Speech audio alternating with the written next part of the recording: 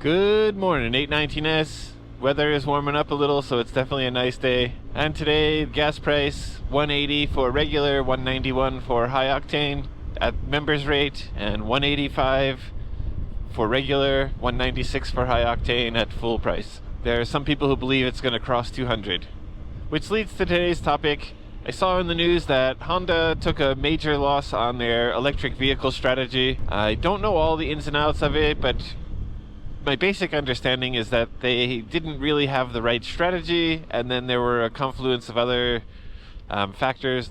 I know I come across as anti-EV, and I'm not really, but I'm also not pro-EV. I think if you've ever driven a manual car or ridden motorcycles, you can understand the kind of thrill and excitement of a revving engine and having control of the vehicle and things like that. Maybe there are some people who do it and they just think it's a pain in the butt, but I think being focused and engaged in the control of the vehicle and in the ride itself or the drive itself is one of the things that appeals to me. I think my biggest concern when it comes to EV, though, is the lack of infrastructure and the lack of range.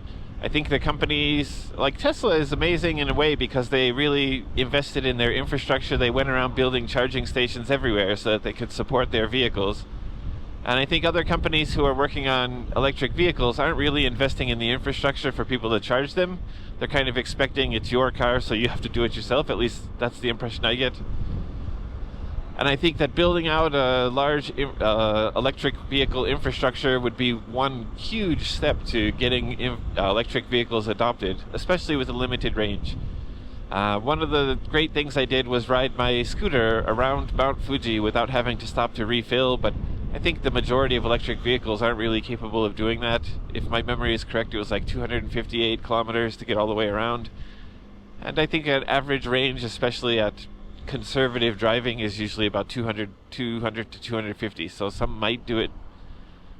But I think if you're in an EV and you're at risk of running out of battery, it would be better to stop somewhere. And I'm not really sure how many charging stations there were on that trip, but I would say the number is very limited. So I think EVs are going to be great, especially electric motorcycles in the future when the battery technology improves. They're potentially way more powerful than a conventional gasoline engine, so there is definitely some upside. If anyone has any more opinions about why Honda's EV strategy didn't really work out, I'd love to hear it, so leave some information down in the comments below. Thank you so much for watching. Get out there and ride. Always ride safe.